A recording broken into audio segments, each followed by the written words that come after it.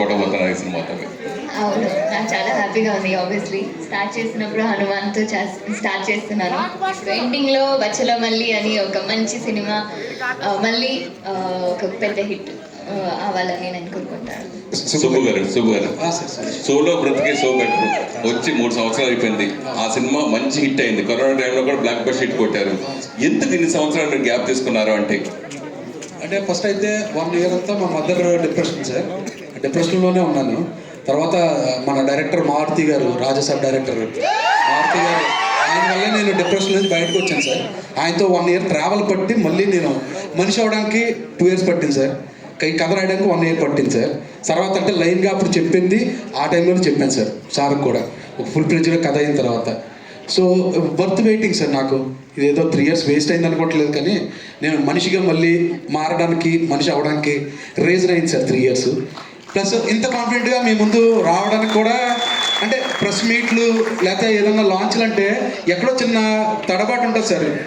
ధైర్యంగా ఫేస్ చేయలేము కంటెంట్ బాగోకపోతే, కానీ ఇంత కాన్ఫిడెంట్గా మిమ్మల్ని ఫేస్ చేయడానికి 3 years పట్టడం నాకు హ్యాపీగా అనిపించింది సార్. ప్రశాంత్ బెహ్రా అంటే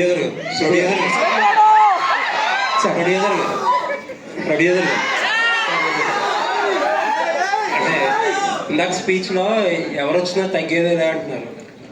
ఇప్పుడు పుష్ప 2 తర్వాత 2 వారాలకు సినిమా వస్తుంది. వాళ్ళు చూస్తే ఒక 6-700 అయ్యేటట్టు టికెట్ ప్రైస్ ఎక్కువ పెట్టి 2 వారాల తర్వాత అంటే ఆడియన్స్ అందరూ అప్పటికే గట్టిగా స్పెండ్ చేసి ఉంటారు. 2 వారాల్లోనే మీకు మళ్ళీ ఒక 200-300 తీసుకోవడం అంత ఈజీ అంటారా, కష్టం అంటారు? ఇవాళ సినిమాలు చూస్తున్నప్పుడు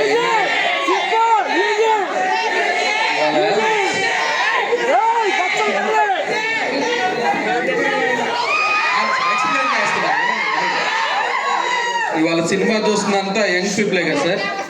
వాళ్ళందరూ పుష్ప ఉదయం 7 గంటలకు చూడకపోతే చచ్చిపోతారు. నాకు 15 రోజులు గ్యాప్ ఉంది. మొన్నే దీపావళికి 3 సినిమాలు వచ్చినాయి. నైజాం ఒక సినిమా 8 కోట్లు చేసింది, ఒక సినిమా 10 కోట్లు చేసింది, ఇంకో సినిమా 5 కోట్లు చేసింది. మంచి సినిమా తీస్తే 3 సినిమాలు నిజంగా మన తెలుగు ఆడియన్స్ హిట్ చేస్తారు.